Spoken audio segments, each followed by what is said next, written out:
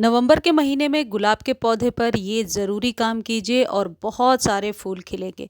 गुलाब के पौधे की पत्तियां अक्सर सर्दियों में पीली होने लगती हैं या फंगस लग जाती है, तो किस तरीके से बहुत आसानी से घरेलू तरीके से हम अपने गुलाब के पौधे को घना भी बना सकते हैं, पत्तियों को येलोइश होने से बचा सकते हैं या फिर पौधे की ग्रोथ डबल कर सकते हैं।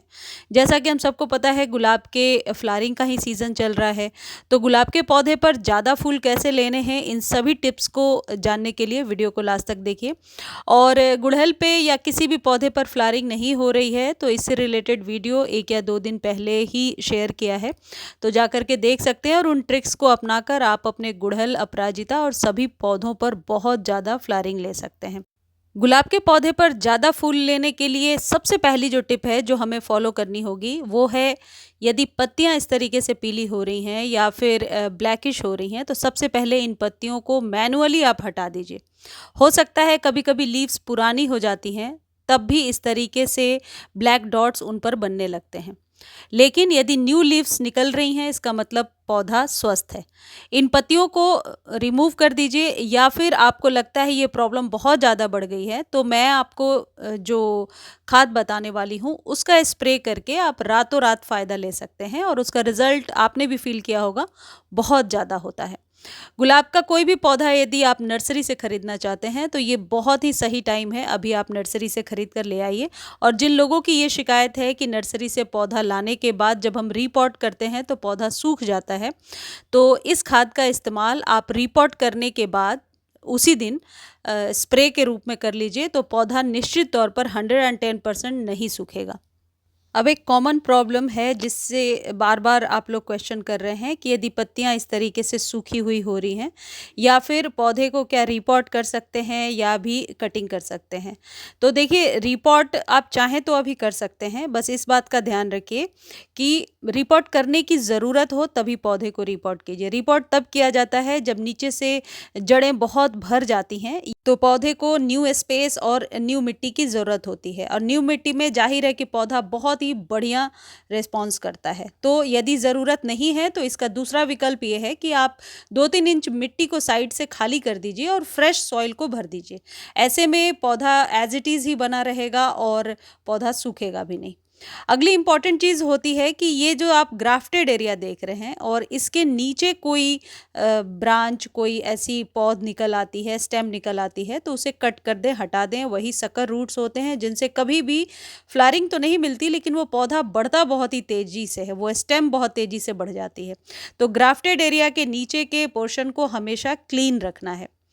अगली इम्पॉर्टेंट चीज़ है कि यदि सॉइल आपकी हमेशा गीली रहती है, हमेशा पानी जो है सूखने में 4-5 दिन लग जाते हैं, तो इसका मतलब है कि ड्रेनेज भर गया है, या फिर जो होल हम गमले के नीचे बनाते हैं वहाँ से पानी नहीं निकल रहा है। तो इम्पॉर्टेंट बात यह है कि पानी यदि नहीं सूखता है, आपके गमले की मिट्टी जो है हमेशा गीली रहती है, तो फिर पौधा स्वस्थ हो ही नहीं सकता, क्योंकि आपने देखा होगा कि जब पानी के अंदर सांस लेना मुश्किल होता है, ठीक उसी तरीके की ये चीज़ है कि यदि बहुत ज़्यादा गमले की मिट्टी गीली रहेगी तो पौधा खुलकर सांस नहीं लेता है और पौधा मरने लगता है।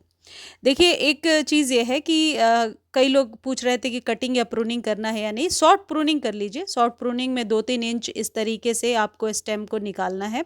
और इसके साथ एक चीज़ और है, जो फूल खिल चुके हैं उन्हें यदि आप इस तरीके से नहीं काटेंगे तो वो धीरे धीरे सूखने लगते हैं। तो कटिंग प्रूनिंग ना करके थोड़ी शॉर्ट प्रूनिंग कर लीजिए, और फैब की शुरुआत जब होगी, थोड़े दिन फैब में जब गुजरेंगे, तो आप इस पौधे की रिपोर्टिंग भी कर सकते हैं और कटिंग भी कर सकते हैं। लेकिन अब यहाँ पर इम्पॉर्टेंट चीज़ ये है, कटिंग करने के तुरंत बाद यदि आप स्प्रे नहीं करते हैं तो ऐसे में स्टेम काली पड़ती है। यदि अभी नहीं पड़ेगी तो जैसे जैसे सर्दियाँ बढ़ेंगी ज़रूर स्टेम काली हो जाती है। तो आपको करना क्या है, 2 चम्मच एप्सम सॉल्ट को डालना है 1 लीटर पानी में और अच्छे से स्प्रे कर देना है।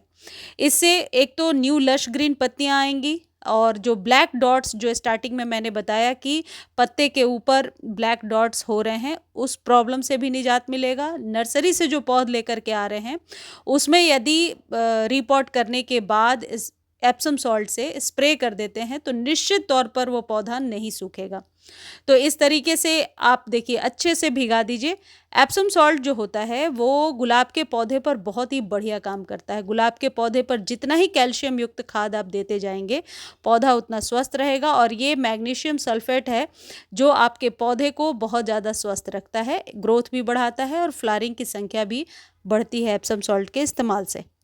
एप्सम सॉल्ट को 15 दिनों पे रिपीट करना है और इसको खरीदने का लिंक डिस्क्रिप्शन में दे दिया है। अगली चीज़ है ये चावल का पानी। इसका स्प्रे आप डेली कर सकते हैं, लेकिन ये ध्यान रखिए कि सर्दियों में स्प्रे हमेशा मॉर्निंग में करना चाहिए ताकि जब धूप पड़े तो पत्तों पर पानी ना रहे और पानी सूख जाए। चावल कुक करने के पहले जो हम वॉश करते हैं और ये जो वाइट पानी होता है ये फंजीसाइड का भी काम करता है। इसका स्प्रे भी कर सकते हैं और इसको गमले में भी डाल सकते हैं। इसमें बहुत सारे न्यूट्रिशन होते हैं जो आपके गुलाब के पौधे पर एक कैल्शियम का बहुत अच्छा स्रोत होता है। यानी कि एप्सम सॉल्ट दे दिया, 15 दिनों के बाद रिपीट कीजिए और बीच में 2-3 दिनों पर इसका स्प्रे करते रहिए। अब तक जो कुछ भी हमने डाला है वो पत्तों को लश ग्रीन करने के लिए, स्टेम के लिए, लेकिन गमले के अंदर जो मिट्टी है उसके लिए जो खाद होगी वो नाइट्रोजन युक्त खाद आपको डालनी होगी और वो है चाय पत्ती। आप चाय पत्ती की जगह पे गाय के गोबर की जो सड़ी हुई खाद होती है उसका भी इस्तेमाल कर सकते हैं और दोनों का इस्तेमाल साथ में कर सकते हैं।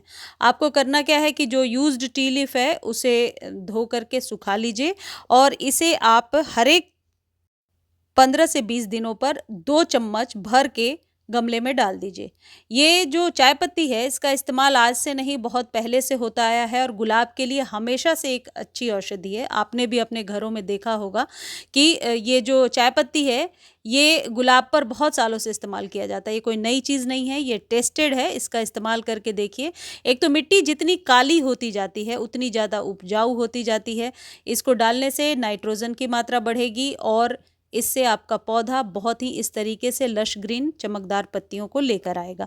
गुलाब के लिए गाय के गोबर की और चायपत्ती वाली खाद ही सबसे बेस्ट होती है। बाकी घरेलू खाद आप जैसे मैंने वो पानी बताया, चावल दाल का पानी डाल सकते हैं। अब अगली इंपॉर्टेंट चीज़ है गुड़ाई, जो पहले मैं बताना भूल गई। गुड़ाई ज़रूर करते रहिए। गुड़ाई करते रहने से एक तो मिट्टी सख्त नहीं होगी। सख्त मिट्टी में फ्लावरिंग लेना थोड़ा सा मुश्किल हो जाता है। मिट्टी जितनी ज़्यादा भुरभुरी होगी आप फ्लावरिंग उतनी ज़्यादा ले पाएंगे। गुलाब को पूरे दिन के सनलाइट में रखिए क्योंकि इस पौधे को ज़्यादा धूप की ज़रूरत है सर्दियों में। और अब सबसे इम्पॉर्टेंट चीज़ ये है कि जब आप पानी दें इस बात का ध्यान रखें मिट्टी उसके पहले ड्राई हो और पानी डालते ही इस तरीके से सूख जाए। यदि इसी तरीके से आपके पौधे की मिट्टी सूख रही है, पानी डालने के बाद तुरंत एब्जॉर्ब कर ले रहा है, तो कभी भी आपका पौधा खराब नहीं होगा क्योंकि ओवर वाटर से ही रोज़ खराब होता है। मुझे उम्मीद है जानकारी अच्छी लगी होगी।